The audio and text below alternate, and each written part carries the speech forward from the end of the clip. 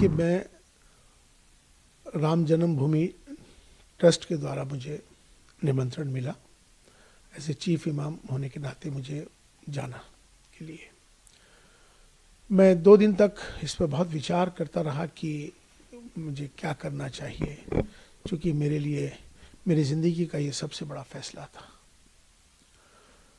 मैंने फिर फैसला ये लिया कि मुझे जाना है आपसी सौहार्द के लिए, अपने देश के लिए, राष्ट्रहित में। ये मैंने फैसला लेते हुए मैं अयोध्या चला गया।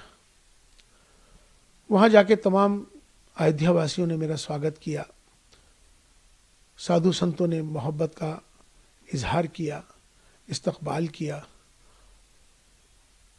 वहाँ से मैंने अपना एक पैगाम, जो कि पैगाम मोहब्बत, मैंने वहाँ से दिया। वो पैगाम मोहब्बत जो था, मैंने उसमें कहा कि हमारी सबकी जातियाँ ज़रूर अलग हो सकती हैं, हमारे पंथ ज़रूर अलग हो सकते हैं, हमारे इबादत करने की तरीके, पूजा पद्धति अलग हो सकती है, हमारे सबके धर्म ज़रूर अलग हो सकते हैं, लेकिन हमारा जो सबसे बड़ा धर्म है इंसान और इंसानियत का है।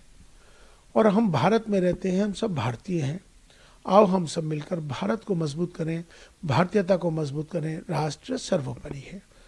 ये पैगाम मोहब्बत जैसे ही दिया, देश के तमाम सारे चैनलों पर, तमाम सोशल मीडिया पर ये मेरा वायरल हो गया।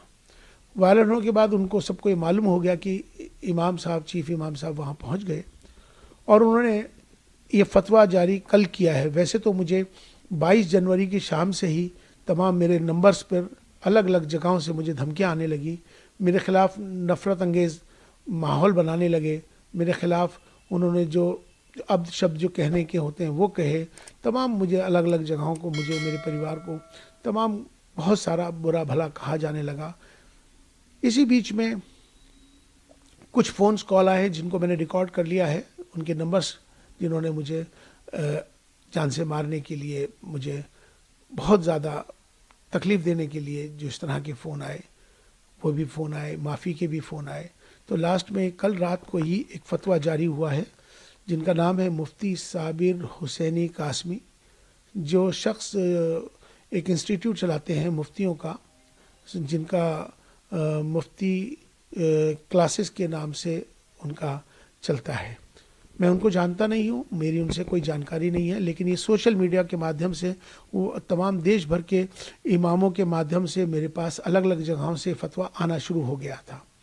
चूँकि उन्होंने ये, इसमें मेरा एक नंबर है, मेरा मोबाइल का नंबर उन्होंने इसमें ये मेंशन कर दिया है अपने फतवे के अंदर, जिसमें उन्होंने साफ तौर पे मेरा नंबर जाहिर करके तमाम पूरे देश के लोगों को मेरा नंबर दे दिया, इमामों को दे दिया, ये फतवा जारी कर दिया। उनसे इन्होंने कहा है कि ये माफ़ी मांग लें, मेरा बायकाट कर रहे हैं, और मुझसे उन्होंने कहा है कि आप जो है इस्तीफ़ा दें, वरना आप अपना अंजाम सोच लें। इसमें उन्होंने 4 बिंदु इसमें बुनियादी हैं, 4 बिंदु इसमें बुनियादी हैं। एक बिंदु उनका ये है कि आप प्राण प्रतिष्ठा में क्यों गए, आप चीफ इमाम हैं, आपको जाने का अधिकार ही नहीं है, आप इसलिए आप पर कुफ्र का फतवा जारी होता है।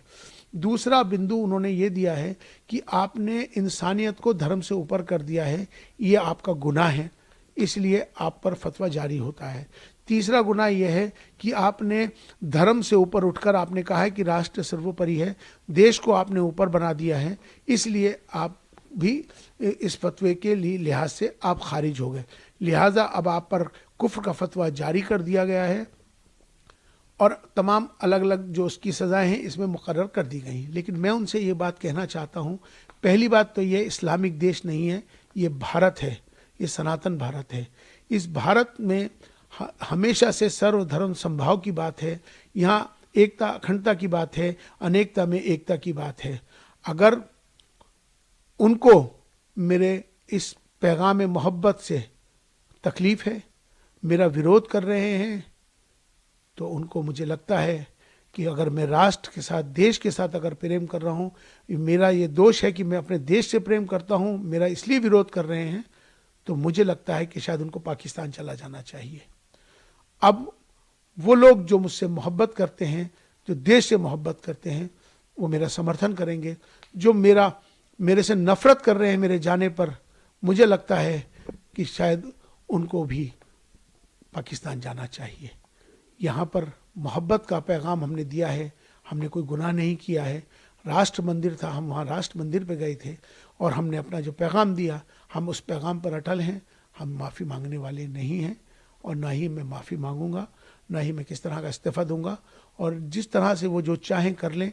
अभी उन्होंने एक स्टेटमेंट जारी किया है, उन्होंने कहा है कि हम माफ़ करने वाले नहीं हैं। तो मैं भी बता दूं कि मैं आपसे माफ़ी मांगने वाला ही नहीं हूं, क्योंकि मैंने कोई काम ऐसा नहीं किया जिससे कि कोई किसी को तकलीफ पहुंचे। मेरा कम मकसद है, अपना देश है, देश हमें देता है सब कुछ, हम भी तो कुछ देना सीखें। ये भाव सबके अंदर आना चाहिए। राष्ट्र सर्वोपरि।